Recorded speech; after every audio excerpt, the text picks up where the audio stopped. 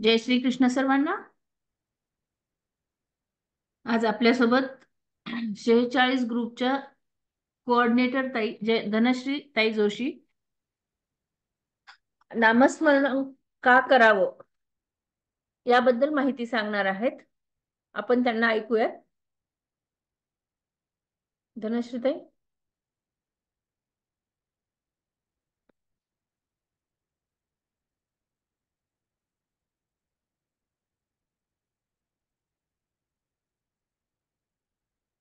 तुम्ही म्यूट झालेला आहात. परत म्यूट होऊ नका. हा अनम्यूट केलं. हा करा, सुरू करा. तुमचा व्हिडिओ चालू ठेवाल.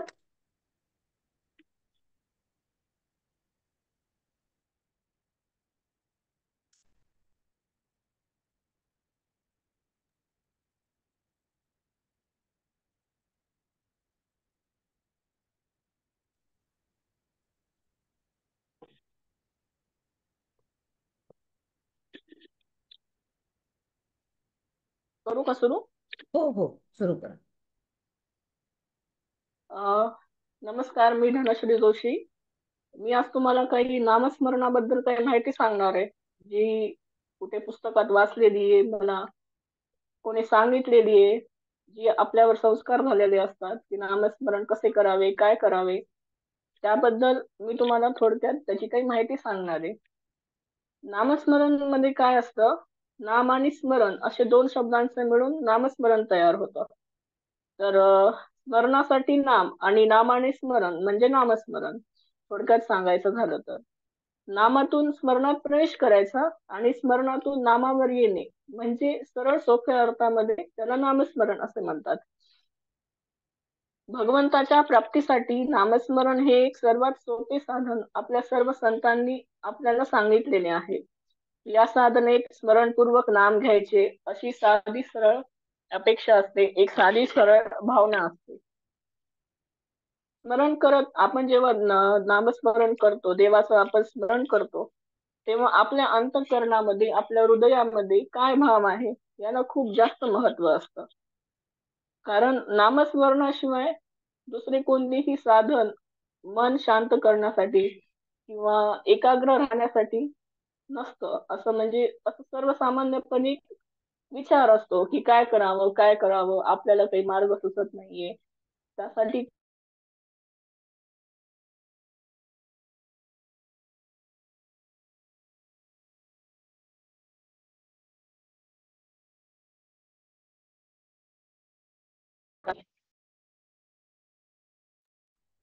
विटेवर ज्याप्रमाणे विठ्ठल उभा असतो, त्याचप्रमाणे नामाच्या विटेवर सुद्धा आपण उभे राहिले पाहिजे.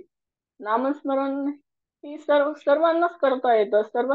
सर्वसाधारण लोक कोणी सुद्धा नामस्मरण आपण बसल्या जागी कुठेही करू शकतो. एखादी गोष्ट जर आपल्याला आवडत नसेल, त्यावर विश्वास नसेल, तर नामस्मरण हे तिथे खूप महत्वाचे काम करते. अत्यंत कष्टाचे काम, अत्यंत कष्टाचं काम जे दळण दळण्याचं असायचं पूर्वीच्या काळी जात्यावर, ते बहिणाबाई खूप छान प्रकारे करायच्या. त्या देवाचं नाव घेऊन जात्यावर दळण दळत राहायच्या, दळत राहायच्या, खूप आवडीने करायच्या. लोकांना काय वाटायचं की हे काम पांडुरंगच करत आहे, पांडुरंग स्वतः जनाबाईची मदत करायलाय, जनाबाई काहीच काम करत नाहीयेत, असं लोकांना वाटायचं.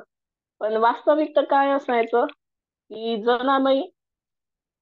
जनाबाई स्वतः त्याच्यामध्ये इतक्या तल्लीन होऊन जायच्या की जनाबाईला स्वतः वाटायचं की आपल्याकडून पांडुरंग हे काम करून घेत आहे. असं असं खूप उदाहरण आहे, प्रत्येक वेगळे वेगळे द्यायचे म्हणजे तर. संत गोरा कुंभाराचं उदाहरण आपल्याला घेता येईल. संत गोरा कुंभार इतके नामस्मरणामध्ये दंग असायचे की नामस्मरण करता करता त्यांच्या पायाखाली त्यांचं लहान लेकरू आलं पायाखाली त्यांच्या, तरी सुद्धा त्यांना ते कळालं नाही, ते इतके दंग होते नामस्मरणामध्ये. ज्ञानेश्वर महाराजांनी ज्ञानेश्वरी मध्ये सुद्धा सांगितलेले आहे, त्यांनी अमृत तुल्य अभंग, वाङ्मय असे वेगळे वेगळे त्यांनी प्रस्तुत केले. ज्ञानेश्वर महाराजांचा एक अभंग आहे, मी तो बघून सांगते. भावे विन भक्ती, भक्ती विन मुक्ती, बळे विन शक्ती बोलू नये. कैसेनी दैवत प्रसन्न त्वरित, उगाराही निवांत, शिनसी माया. कायासे करिसी प्रपंच दिन दिशी, हरिसी न भजसी कौन्या गुणी. ज्ञानदेव म्हणे हरिजप करणे, तुटेल धरणे प्रपंचाचे. आता याचा अर्थ काय यामध्ये, की भक्तीत म्हणजे उपासनेमध्ये भाव नसेल तर ती उपासना काहीच कामाची नाहीये. आणि अशा उपासनेने जर आपल्याला वाटत असेल की मुक्ती प्राप्त होईल, तर अंगात बळ नसताना शक्तीच्या गोष्टी करण्यासारखं आहे, असं ज्ञानेश्वर महाराज त्यामध्ये आपल्याला सांगतात. मग देव कशाने प्रसन्न होईल, त्यासाठी आपण काय करावे म्हणजे आपल्याला मुक्ती मिळेल, असं जर आपल्याला प्रश्न पडला, तर त्याचं एक सरळ सोपं उदाहरण आहे नामस्मरण. सर्व संत पण हेच सांगतात की नामस्मरण करायला पाहिजे, नामस्मरण करायला पाहिजे. तर ते यासाठी करायला पाहिजे, व्यर्थाचा क्षीण न करता प्रथम आपण निवांत बसायचं, शांत बसायचं, आणि त्यानंतर अखंड हरिनामाचं स्मरण करायचं. त्याने काय होतं की त्याने देव आपल्याला प्रसन्न होतो, देव आपल्याला मुक्तीचा प्रसाद देतो. रात्रंदिवस आपण प्रपंचासाठी राबतो, पण नामस्मरणासाठी आपण खूप आळस करतो. आपण म्हणतो की नाही, आपण नंतर करू, ती पोथी राहिली आपली वाचायची, एवढी पटकन आपण वाचून घेऊ म्हणजे आपण मोकळं होऊ. असं नाही करायचं. आपण त्यामध्ये ज्ञानेश्वर महाराज त्याच्यामध्ये सांगतात, प्रपंचाची धरणे तुटावे सुटावे असे वाटत असेल, तर त्याचा सोपा उपाय म्हणजे हरीचा, देवाचा तुम्ही सतत जप करत राहा. भावाची अर्थात श्रद्धेची आता याच्यामध्ये काय आवश्यकता आहे ते सांगतात. भावे विन भक्ती, भक्ती विन मुक्ती. तर म्हणजे आंधळ्या श्रद्धेने परमार्थ कसा घडू शकतो, असं काही लोकांच्या मनात येतं, की आपण जर नामस्मरण नाही केलं तर आपल्याला त्याचा काही उपयोग आहे का, नामस्मरण केलं तर आपल्याला त्याचा काही फायदा होणार आहे का. नामस्मरण हे आपल्या स्वतःच्या फायद्यासाठी नाही करायचं, तर आपल्याला एक मनाला शांती मिळण्यासाठी, आपलं मन, आपलं चित्त एकाग्र राहण्यासाठी नामस्मरण केलं तर त्याचा आपल्याला फार फार मोठा उपयोग होतो. आता काही लोकांना वाटतं की मी नामस्मरण का करू, या देवाचं का करू, त्या देवाचं का करू, हा देव तर आपल्याला दिसत नाहीये, मग आपण त्या देवाचं नामस्मरण का करायचं, असा असा विचार करणे, असा विश्वास धरणे ही पूर्णतः चुकीची गोष्ट आहे. देव हा प्रत्यक्ष साक्षात पाहिला म्हणजे त्याचा प्रत्यक्ष अनुभव घेतला, आणि त्याच्या भक्तीने जीवनाचे कल्याणच होते आपले. यावर आपला विश्वास विश्वास दृढ पाहिजे. देव आहे, देव आपल्या सोबत आहे, देव आपल्या पाठीशी आहे, असा आपण विचार करून देवाचं जर का आपण नामस्मरण केलं, तर देव आपल्या पाठीशी नक्कीच उभा राहतो. देवावर नितांत श्रद्धा असणे म्हणजेच याला भाव म्हणतात. आता उपासना, नामस्मरण, भाव हे सर्व, या सर्व गोष्टी एकाच गटामध्ये मोडतात. पण आपल्याला काय असतं की आपल्याला वाटतं की देव आपल्याला आपलं ऐकेल का, आपण नामस्मरण केल्यानं आपलं हे काम होईल, आपलं ते काम होईल, की ज्याची त्याची श्रद्धा असते. पण जर आपल्या उपासनेमध्ये जर भाव नसेल, आपण नामस्मरण जर का अशा हेतूने काही आपण जर का करत असतो, तर त्याला काही उपयोगच नाहीये, त्याला काही अर्थ प्राप्त होत नाही. मुक्ती मिळण्याचे एकमेव साधन काय असते, म्हणजे भक्ती असते, उपासना असते, नामस्मरण असते. नामस्मरण म्हणजे काय, जप करणे, आपण ज्या पोथ्या वाचतो त्या वाचणे. पण तेव्हा तिथे काय पाहिजे की आपलं मन जे आहे ना, ते पूर्ण एकाग्र पाहिजे. एकाग्र जर आपलं मन असेल, आपलं चित्त असेल, तरच आपण नामस्मरण म्हणजे व्यवस्थित आपलं होतं. तर नामस्मरण जर व्यवस्थित करायचं असेल आपल्याला, तर आपलं लक्ष स्थिर पाहिजे, कुठं मन आपलं इकडे गुंतून पडलं, तिकडे गुंतून पडलं, असं त्यामध्ये केलं तर मग त्या नामस्मरणाला काही अर्थच राहत नाही. त्याच्यातला जो अभंग आहे, कैसेनी दैवत प्रसन्न त्वरित, उगार आहे निवांत, शिनसी माया. त्यात ज्ञानेश्वर महाराज म्हणतात की आपण निवांत राहून, आपण शांत राहून जर नामस्मरण केले, तर त्याचा तुम्हाला फळ नक्की मिळेल. पण आपण आपलं लक्ष त्याच्यामध्ये, तुमचं लक्ष त्यामध्ये स्थिर पाहिजे. आपल्याला प्रपंचासाठी खूप वेळ असतो, आपल्याला इतर कामांसाठी खूप वेळ असतो. पण कुठे जर भागवत लागलं असेल, काही ते शिवपुराणाची कथा काही चालू असेल, तर आपण म्हणतो नाही, आपण नंतर जाऊ, आपण नाही ऐकलं तर चालेल का? कुठे जर नामस्मरणचा, कुठे जर कोणता जप चालू असेल कोणत्या ठिकाणी, तर आपण तिथं गेलं पाहिजे, किंवा आपण ते ऐकलं तरी सुद्धा त्याचा आपल्यावर खूप खूप इफेक्ट होतो. आपल्याला आपल्या साधनेमध्ये आपण जे वाचन करतो किंवा जो जप करतो, जे श्लोक म्हणतो, जे आपण स्तोत्र म्हणतो, ते आपण व्यवस्थित म्हटले पाहिजे. त्यासाठी मी आधीच सांगितलं की त्यासाठी आपलं मन एकाग्र पाहिजे, तरच ते सफल होतं. नामस्मरण करण्यासाठी आपल्याला आपल्या मुखाला, आपल्या वदनाला आधी आपल्याला शिकवावे लागते की आपण असं म्हणायचंय, आपण तसं म्हणायचंय, आपण हे या पद्धतीनं आपण व्यवस्थित म्हणायचंय. ज्या प्रकारे उसाचा रस असतो, उसाचा रस जेव्हा जेव्हा त्या चरख्यातून निघतो, तेव्हा त्या चरख्याला माहित नसतं की उसाची गोडी काय आहे. फक्त त्याला कळतं की काहीतरी प्रोसेस चालू आहे, काहीतरी आहे. त्याला उसाची गोडी माहित नसते. तसंच आपल्या देहाचं पण आहे. देहाला फक्त खाण्यामध्ये रस असतो. भगवंताची सेवा करावी असं त्याला कधीच वाटत नाही. ती आपल्याला जाणीव करून, स्वतःला करून घ्यावी लागते आणि करून द्यावी लागते. आपण उपासना करतो म्हणजे देवावर उपकार करायलो या भावनेने ती करू नये. असे म्हणजे असं पण असतं की आता आपण म्हणतो देवाला की मी असं असं करते, मग असं असं होऊ दे. त्या प्रकारे तो भाव ठेवून ती नामस्मरण, तो जप, ती उपासना जे आहे ते त्यामध्ये नाही करायचं. मला स्वतःला माझी उन्नती करायची, मला स्वतःला माझा उद्धार करायचा आहे, ही जाणीव ठेवून प्रत्येकानं नामस्मरण करावं.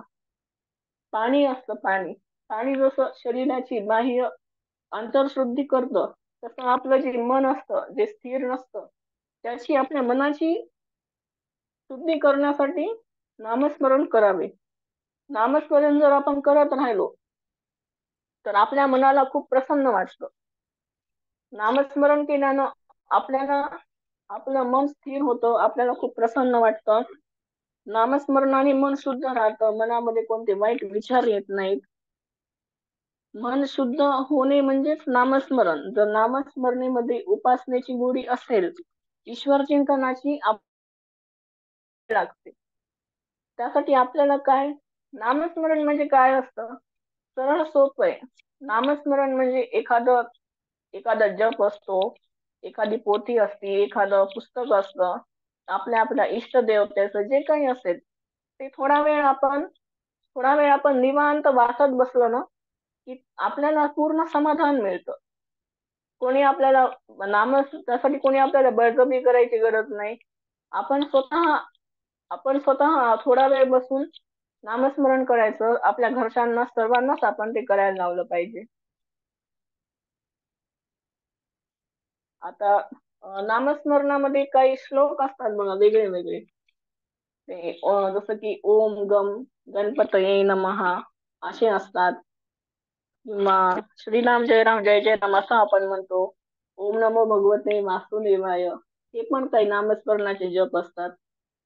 तर यामध्ये ओम नमो भगवते वासुदेवाय मध्ये काय असतं की नमो हा शब्द म्हणताना आपण शरणागतीचा भाव ठेवायचा, की तेव्हा आम्ही तुला शरण जात आहोत. म्हणजे थोडस, आणि त्यानंतर भगवते जो शब्द आहे तो थोडा दमानं घ्यायचा. म्हणजे ओम नमो भगवते वासुदेवाय, ते एकदम फास्ट स्पीड मध्ये म्हणायचं नाही, ते स्लो म्हणायचं. तसं म्हणलं की आपण जे म्हणायलो ते भगवंतापर्यंत पोहोचतं. काही जण काय असतं की खूप जोरजोरात म्हणतात, त्यामध्ये आपण त्यामध्ये रंगून गेलो पाहिजे. आपलं जे देहभान आहे ते त्यामध्ये पूर्णतः रंगून गेलं पाहिजे, तरच ते नामस्मरणाला महत्व असतं पूर्ण. नामस्मरण आणि नामस्मरण, उपासना, भावना, भावभक्ती या सर्व गोष्टी ज्या असतात त्या संपूर्ण एकाच ह्याच्यामध्ये असतात. नामस्मरण करा, नामस्मरण करा. तर नामस्मरण करा म्हणजे काय करा, तर हेच आपलं जे नेहमीच आहे तेच आपण आपलं व्यवस्थित व्यवस्थित आपण ते चालू ठेवायचं. जे आपण वाचतो ते, आता आपला गीतेचा अध्यायच बघा ना, तर ते पण नामस्मरणच झालं ना. रोज आपण एक एक अध्याय म्हणतो, काही काही जण पूर्ण गीतेचे 18 अध्याय रोज म्हणतात. ते पण एक प्रकारचं नामस्मरणच आहे. तर असं आपण जे काही नामस्मरण करतो ते पूर्ण व्यवस्थित आणि आपलं लक्ष त्यामध्ये, कॉन्सन्ट्रेशन त्यामध्येच पाहिजे. इकडे काय चाललंय, इकडे काय चाललंय, त्यामध्ये आपलं लक्ष नाही गेलं पाहिजे. नामस्मरण म्हणजे नामस्मरण. मग तुम्ही थोडा वेळ बसा, जास्त वेळ बसा, किती पण वेळ बसा. आता नामस्मरणामध्ये काय असतं, ते काही जपाची माळ असते काही जणांची, काही जण मोठ्याने म्हणतात, काही जण पोथ्या पुस्तकं घेऊन म्हणतात. तर त्या प्रकारचं नामस्मरण खूप जास्त चालतं. जपाची माळ तर खूप जण घेऊन बसत असतात जपाची माळ. पण आपण ती माळ म्हणत आहोत, ती माळ घेऊन जेव्हा आपण ती म्हणतो, तेव्हा एकतर ती आपण देवासमोर बसून म्हणावी, किंवा मग इतर दुसऱ्या कोणत्या शांत ठिकाणी बसून म्हणावी. इकडे टीव्ही चालू आहे, इकडे लोकांच्या गप्पा चालू आहेत, बडबड चालू आहे, अशा ठिकाणी आपण काही नामस्मरण नाही करू शकत. नामस्मरणामध्ये भाव चांगला पाहिजे, भक्ती चांगली पाहिजे. आपल्या मनामध्ये, मन आपलं शुद्ध मनाने, शुद्ध अंतःकरणाने आपण जर नामस्मरण केलं तर ते भगवंतापर्यंत नक्की पोहोचतं.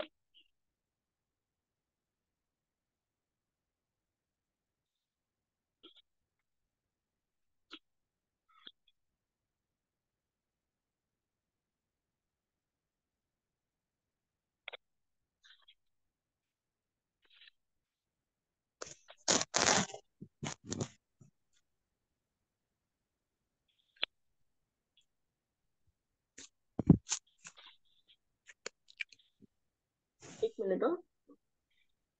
शेवटी काय असतं, नामस्मरण केल्याने आपली एकाग्रता वाढते, चित्त शुद्ध होतं, वाईट विचारांचा जो प्रभाव असतो तो आपल्यावर पडत नाही. आपलं आपलं मन आनंदी राहतो, आपलं मन प्रफुल्लित राहतं. आपले जे विचार असतात ते सतत पॉझिटिव्ह राहतात, सतत सतत पॉझिटिव्ह राहतात. आपण निगेटिव्ह निगेटिव्ह विचारामध्ये आपण जात नाही. सदैव नामस्मरण केल्याने मनातील इच्छा सुद्धा आपल्या पूर्ण होतात. झालं सुचिताताई, धन्यवाद. हं. छान ताई, आपण म्हणजे खूप छान पद्धतीने नामस्मरणाचं महत्व आपण सांगितलं आज. थोडं फास्ट मध्ये आणि झालं असं मला वाटायलंय. फास्ट मध्ये नाही, झालं काही. खूप खूप छान झालं ताई. ऍक्च्युली आपल्या खूप पूर्ण छान ग्रुपमध्ये सांगितलं. सगळ्यात लहान आहेत ताई.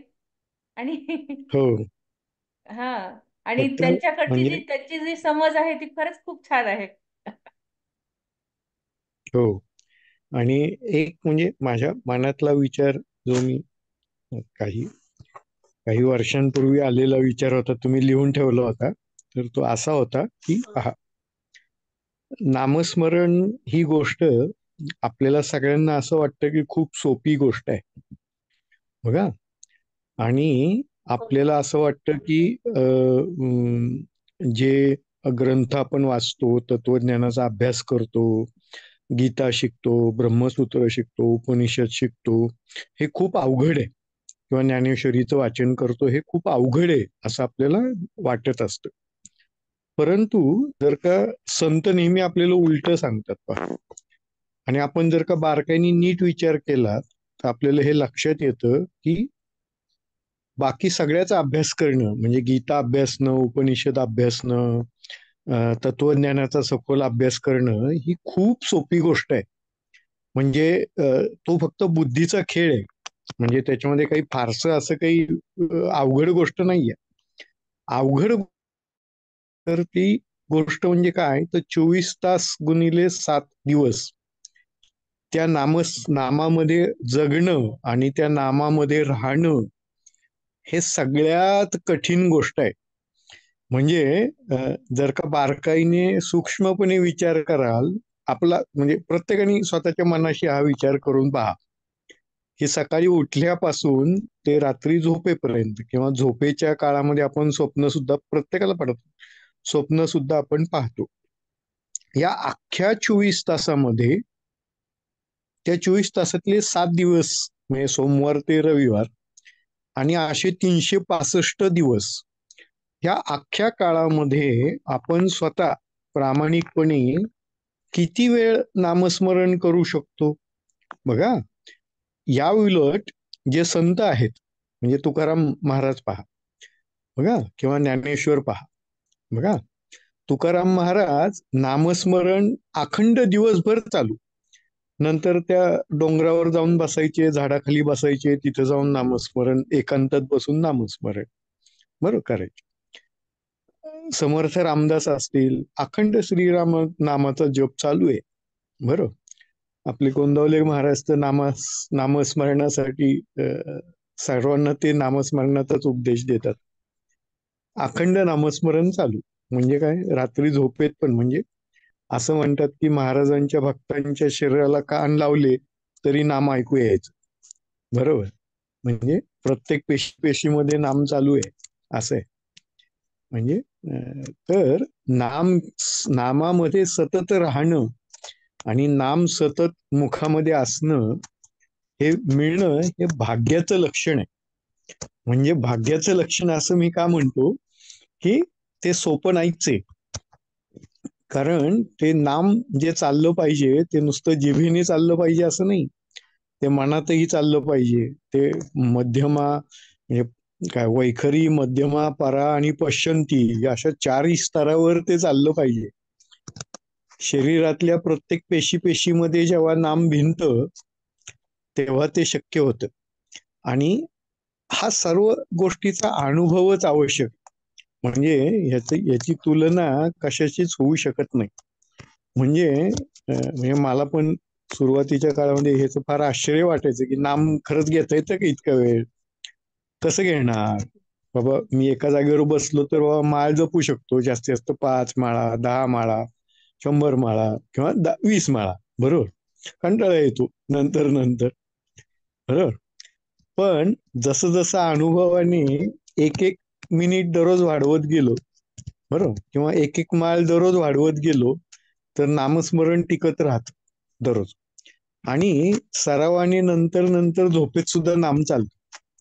म्हणजे हे मी खात्रीशीर सांगू शकतो. म्हणजे इतक्या कॉन्फिडेंटली मी कधी बोलत नाही, पण इतक्या खात्रीशीर मी हे सांगू शकतो की हे शक्य आहे बरोबर. पण म्हणण्याचा उद्देश काय, अध्यात्म म्हणा किंवा नामस्मरण म्हणा, हे अनुभवाचं शास्त्र आहे बरोबर. अनुभवाचं शास्त्र म्हणजे काय, प्रत्यक्ष अनुभव घ्या. म्हणजे दिवा लावल्यावर उजेड पडतो की नाही, तसंच आहे.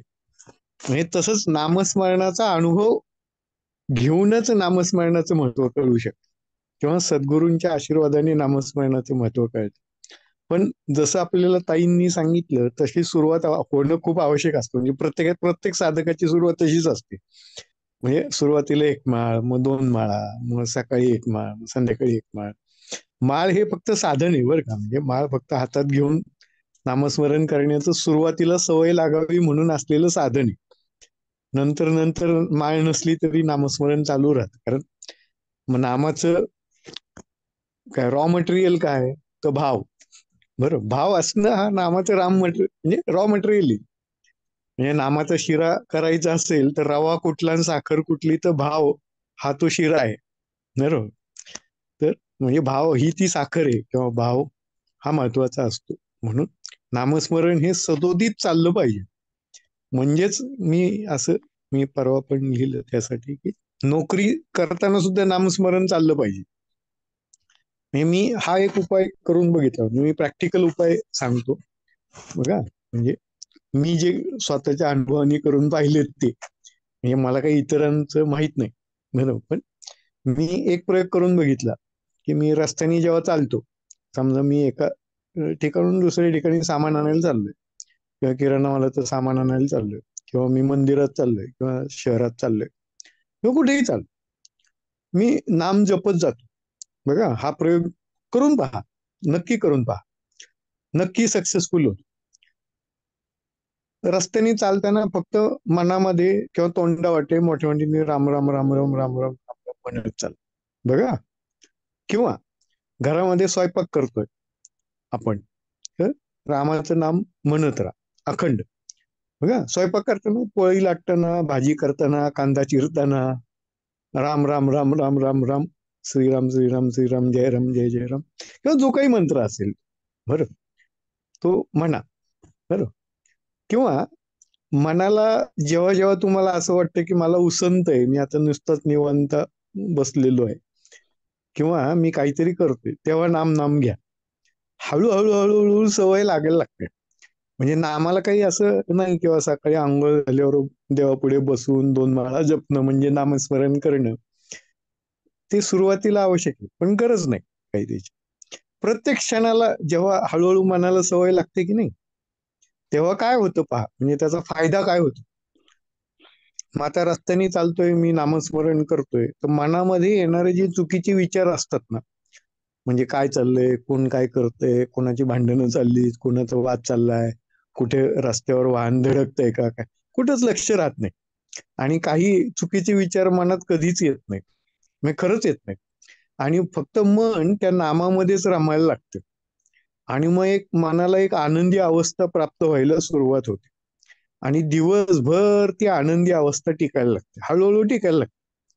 मग मी हा एक प्रयोग करून बघितला की बाबा, नोकरी करताना, तर मी नोकरी करतो, नोकरी करता करताना काम, राम जॉब करता करता कम्प्युटर आपलं काम करायचं शक्य होतं. त्याच्यानंतर घरातलं काम करता करता शक्य होतं. रात्री बेडवर झोपलो, म्हणजे वाचन करून झोपलो, झोपताना परत नामस्मरण करत राहायचं, म्हणजे म्हणत राहायचं मनामध्ये नामाचं नाम. काही फरक, म्हणजे फार सुंदर वाटतं. आणि नंतर नंतर हळूहळू तुम्हाला ही गोष्ट जाणवायला लागते की रात्री झोपेत पण नाम चालतं. बघा, म्हणजे हळूहळू नाम चालायला लागतं. म्हणजे नामच तुम्हाला चालवतं. म्हणजे आपण नाम करत नसतो, नामच आपल्याला घेत असत. म्हणजे हा उलटा, हे शास्त्रच उलट आहे. ह्या शास्त्राचं कोड जेव्हा उलगडत जातं ना, तेव्हा त्यातला आनंद कळायला लागतो. म्हणजे खरंच कळायला लागतं, म्हणजे सामान्य पातळीवर येऊनच तो कळायला लागतो. आणि नाम आपल्याला चालवतं बरं का, आपण नाही नामाला चालवत, नाम आपल्याला चालवतं. म्हणजे नामच आपल्याला घडवतं, नामच आपल्याला करायला लावतं. आणि नामाचं प्रेम लागतं. काय लागतं? नामाचं प्रेम जुळतं. आणि मग नामाचं प्रेम जुळलं की त्याच्यातून बाहेर पडायची इच्छाच होत नाही. म्हणजे काय होतं की आपण एखाद्या समजा आनंद कोशात बसलो, समजा आपण एखाद्या चांगल्या श्रीखंड खायला बसलो, जसं आपल्याला एक बोट चाटल्यावर अजून वाटते की अजून 2 बोटं चाटावं, किंवा एक आंबा खाल्ल्यावर अजून 2 आंबे खावेत, अशी जी काही इच्छा होते, तसंच नामाच्या बाबतीत होत. म्हणजे नाम हे अखंड चालू राहत. मग हळूहळू हळूहळू हळूहळू नाम व्हायला लागतं. आणि मग तुम्ही ज्या कुठे मंदिरात जाता, तर मंदिरात जाऊन बसा. किंवा समजा मी माझा स्वतःचा अनुभव असं सांगतो की मी गुरुद्वारात जातो. दर शनिवार रविवार मंगळवारी मी आपलं गुरुद्वारात जाऊन बसतो. गुरुद्वारामध्ये मी असं नेहमी म्हणतो की मला गुरु नानकांनी मला काय शिकवलं, तर गुरु नानकांनी मला नाम घ्यायला शिकवलं. बरोबर काय, तर मी फक्त नाम घेत बसतो. बरं, म्हणजे तिथे संकीर्तन चालतं, मी पण त्यांच्याबरोबर संकीर्तनात भजन म्हणतो. मला पंजाबी काही वाचता येत नाही, लिहिता येत नाही, काही कळत, पण मला फक्त गुरुबाणी कळते. बघा, म्हणजे मला नानकांची भजनं सगळी कळतात, व्यवस्थित शब्दन शब्द कळतो. कसा काय कळतो, असं मला नेहमी आश्चर्य वाटतं. मी काय पंजाबी शिकलेलं नाही, मी मराठी मनुष्य आहे, पण पंजाबी कळायला लागते.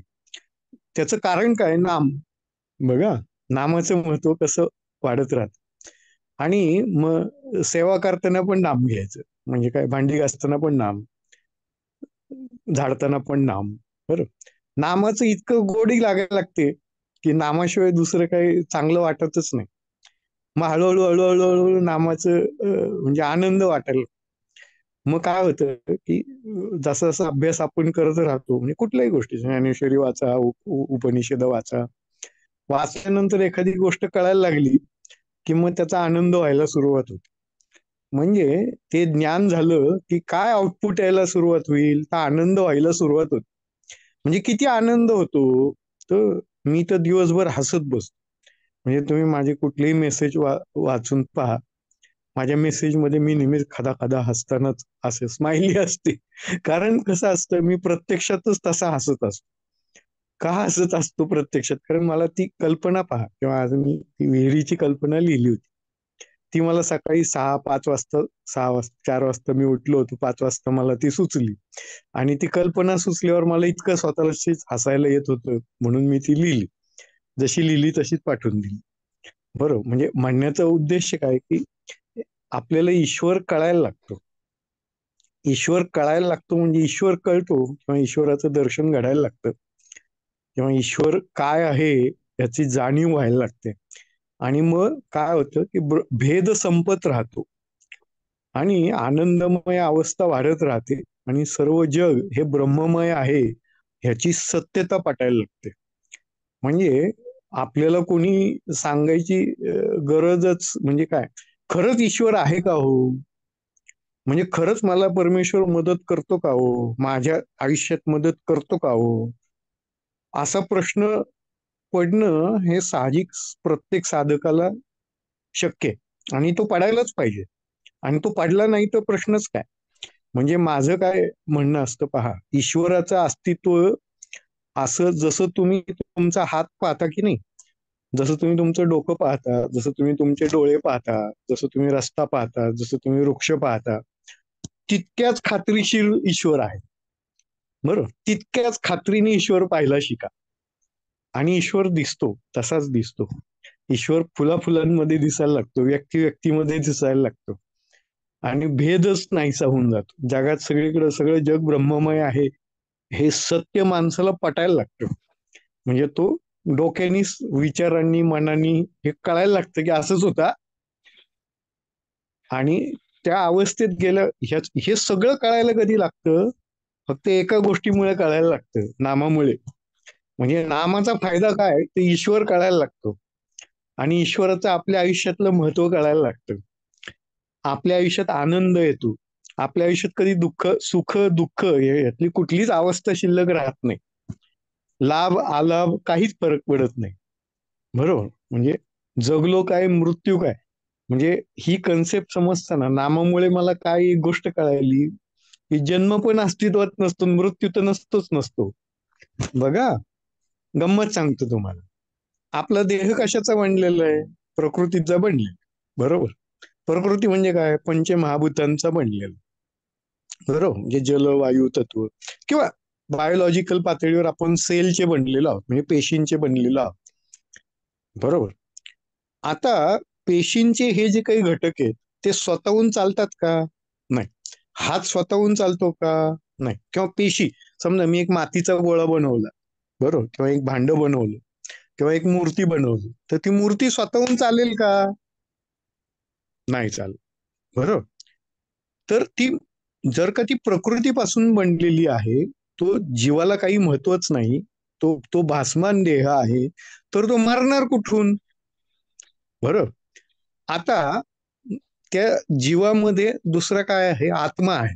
पहा, म्हणजे प्रकृतीचा देह आहे आणि आत्मा आहे. आता आत्मा हा सर्वव्यापी आहे. आत्म्याला मृत्यू कुठला? आत्मा जाळू शकत नाही, आत्माला वारं शोषू शकत नाही, आत्म्याला मृत्यू नसतो. बरोबर. मग मृत्यू ना देहाला असतो. प्रकृतीत काय होतं? फक्त तो देह त्या प्रकृतीपासून तयार होतो आणि त्या प्रकृतीत परत विलीन होतो. बरोबर. तो देह त्या प्रकृतीपासून म्हणजे आप तेजापासून तो बनला आणि परत त्या आप तेजापासून मध्ये विरून गेला. मग असं जर का झालं, आत्म्यालाही मृत्यू नाही, तर मृत्यू कुणाला आहे? कुणालाच नाही. जन्म कुणाला आहे? कुणालाच नाही. म्हणजेच काय, की ज्ञानेश्वरी वाचतानाचं हे रहस्य किती सुंदर आहे पहा. या आगीमध्ये मी टाकलं, आगीमध्ये आंब्याचं झाड टाकलं, चंदन टाकलं, बाभळी टाकली, दुसरी टाकली, जळून गेली. बघा, आता विचार करा शांतपणे. आपण हे जळून गेलं सगळं. आगीमध्ये काय शिल्लक राहिलो? सांगता येतं का? आगीत पडल्यावर जळलेलं लाकूड चंदनाचं आहे, बाभळीचं आहे का आंब्याचं आहे? सांगता येईल? नाही सांगता येत. सगळं जळून गेलं, राख झाली सगळी. बरोबर आहे की नाही? तसं भेद आगीमध्ये जसा शिल्लक राहत नाही, तसंच गंगा आहे, बघा, यमुना आहे किंवा गावातली नदी आहे आपल्या. नदी समुद्राला जाऊन मिळाली. मग समुद्रामध्ये तुम्ही सांगू शकता का गंगा ही आहे, यमुना ही आहे किंवा सरस्वती ही आहे? किंवा साधं सोपं उदाहरण मी नेहमी, म्हणजे मला जे आवडतं ते, एक जग घ्या. बघा, जग भरून बादलीभर पाणी घ्या. एक ग्लासभर पाणी घ्या. बरं, ग्लास मधलं पाणी सांगता येतं, हे ग्लास मधलं पाणी. बरं, बादलीतलं पाणी आहे, ग्लास मधलं पाणी बादलीत टाका. बरं, टाकलं बादलीत पाणी. आता त्या बादलीतलं मला ग्लास मधलं पाणी कुठलं होतं हे ओळखून दाखवता येईल का? त्या पाण्यामधलं ग्लास मधलं पाणी कोणतं होतं हे सांगता येईल का मला? नाही सांगता येत, कारण ते एकत्र झालं.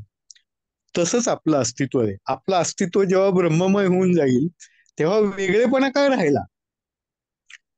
म्हणजे आपण ब्रह्ममय झालो, आपल्याला कणाकणामध्ये ब्रह्म दिसायला लागलं, तर वेगळं पण काय राहिलं?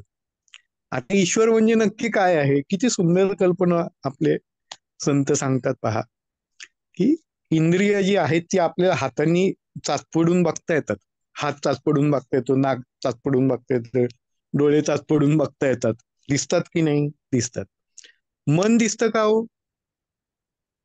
नाही दिसत. मन सूक्ष्म आहे. म्हणजे काय? मन हे इंद्रिय वाचून सूक्ष्म आहे.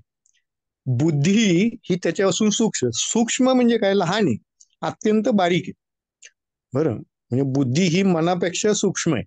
बरोबर आहे. बुद्धीहून सूक्ष्म काय आहे? आकाश आहे. आकाशातली हवा दाखवता येते का?